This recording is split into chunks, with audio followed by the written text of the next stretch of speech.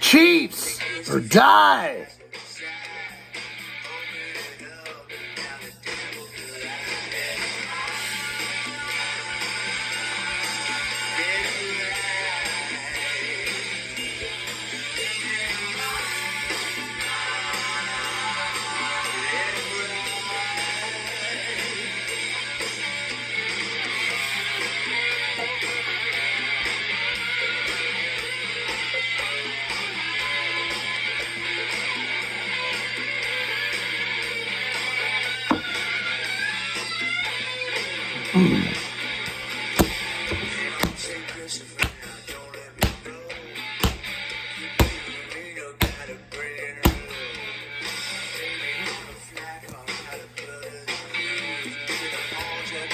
Final score from Arrowhead Stadium.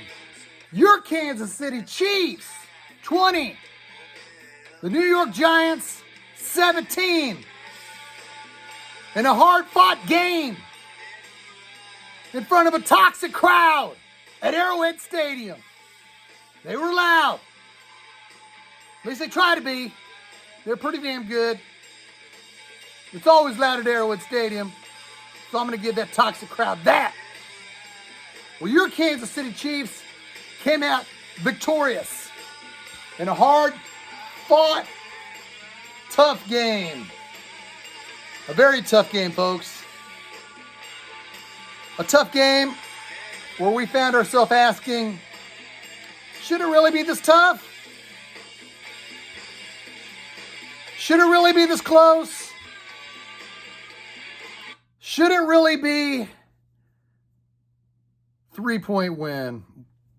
Ladies and gentlemen, boys and girls, Kansas City Chiefs, freaks worldwide of all ages, your Kansas City Chiefs advanced to 4-4.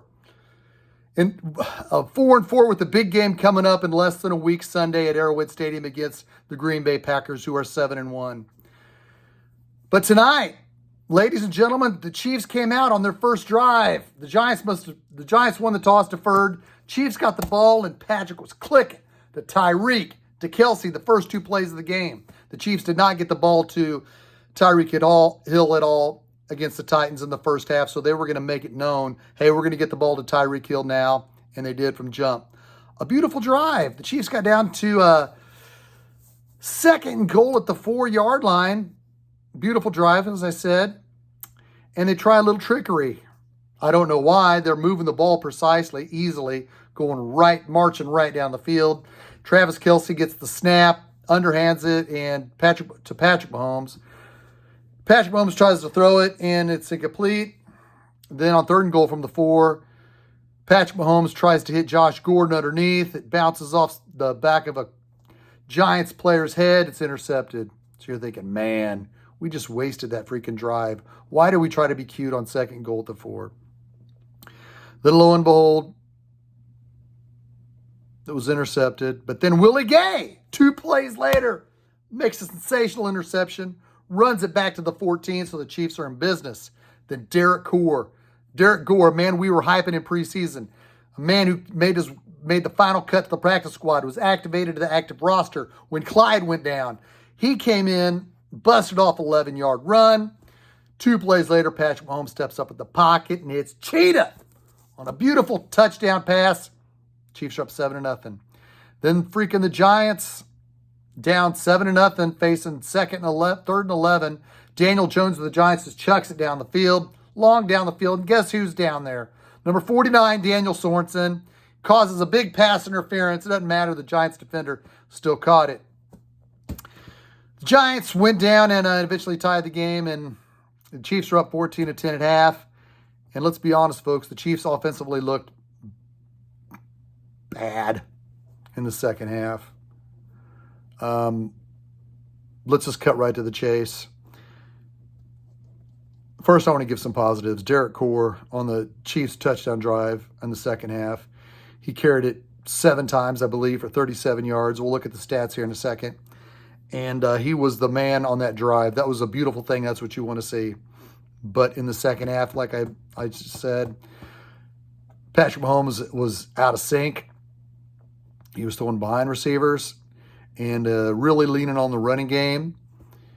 I have yet to see the press conference yet because the game just ended 5 minutes ago.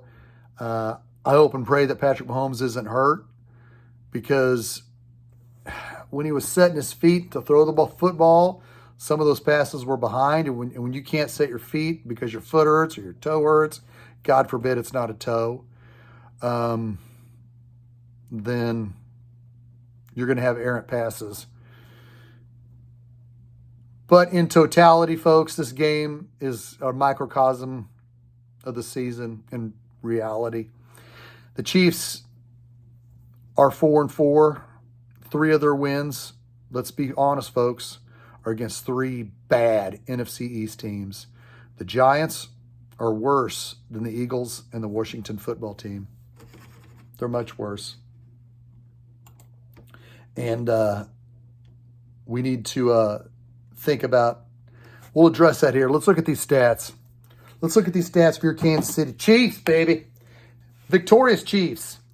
Patrick Mahomes was 29-48 for 275 yards. Darrell Williams had 13 carries for 49 yards. Derek Carr had 11 carries for 48 yards, but he had 7 carries for 38 yards on that one touchdown drive where he had that beautiful touchdown run. Got to see more Derek Carr. Tyreek Hill had 12 receptions for 94 yards and a touchdown. McCole Hardman caught a lot of those tiny passes. Baby Cheetah caught the tiny passes for 5 for 63. Darrell Williams had 6 for 61. Travis Kelce had 4 for 27. Let's look at the defense. Willie Gay had a big interception, as I mentioned. Frank Clark and Derek Nottie and Chris Jones each had sacks. Very important. Impressive. Way to go, guys. But now we have to ask ourselves, okay, we're 4-4. We got 9 more games left. Remember, this is a 17-game schedule. What I talked with Lance Twidwell and spoken about was where this team is right now and where this team will be and what we were hoping to be. And right now I want to stick with that hope, because that's all we can talk about right now is hope, because the team looks flat too often. The team looks too flat. They're still turning the ball over too much. We got to hope that Patrick Mahomes isn't injured. Again, that's just my paranoia. Nobody's hinted at anything. I haven't seen anything in the press conferences yet. But if Patrick Mahomes isn't injured, then this is the most frustrated I've ever seen Patrick Mahomes. Even in the Super Bowl where he was getting beat up, he didn't look this frustrated. So I don't know. We don't know if there's something on his mind, if there's something he's going through, if it's not his toe. Travis Kelce looks bummed. He looked bummed last week against Tennessee. He looked bummed today. He fumbled the football. Even before he fumbled, he looked bummed. And when the Giants were going down the field to eventually tie the game off his turnover, he looked bummed. The team looks flat. Andy Reid needs to do something to bring this team together. The leaders need to get together and bring this team together. That's from the top on down, because the 7-1 Green Bay Packers are a lot better than anybody the Chiefs have faced in the NFC East at this time. Chiefs still got to play the Cowboys in 3 weeks. They're leaps and bounds ahead of the rest of the division. So opposing defenses are playing their safeties, both their safeties back, just daring the Chiefs to run. Just run. Prove us you can beat us by running the football. If the Chiefs are going to be successful, the rest of the season, because opposing defenses are going to continue to back their safeties up, saying, beat us with the running game. Hand it off.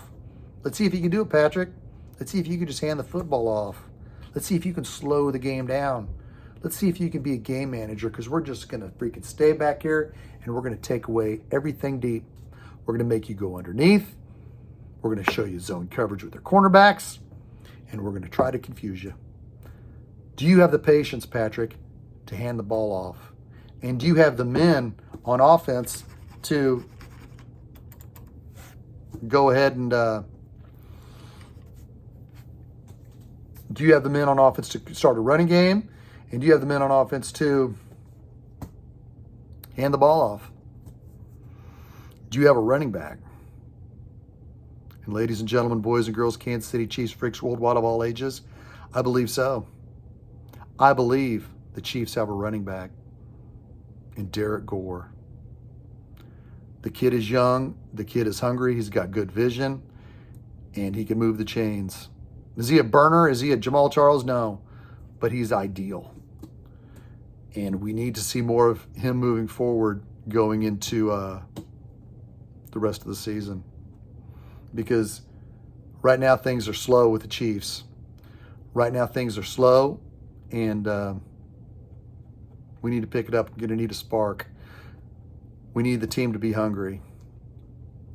So next week's game at Arrowhead Stadium. It's only 4 miles from my house, which you know, it's a short drive.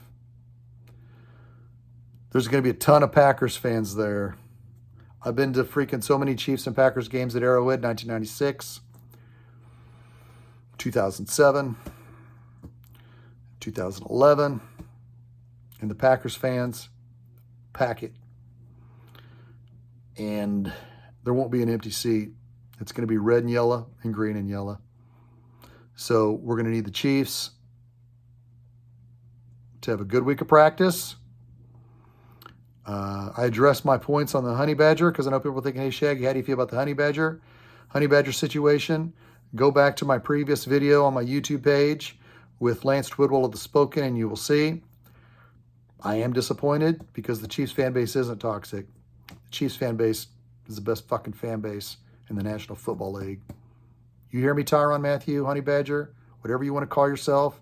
I'm sure you went and checked your freaking phone after tonight's game before the game even ended because you want to hear what people are saying, because that's how you are. You care about what fans say. Chiefs got the best fucking fans in the National Football League. You don't attack us. We got every right to say you're sucking. You did good tonight. You kept your cool. And I'm sure you got to check your Twitter before I made this video, so props to you, Honey Badger. All right. Until next Sunday, when the Chiefs play the Packers, this is Shaggyshane saying let's get it. Go Chiefs.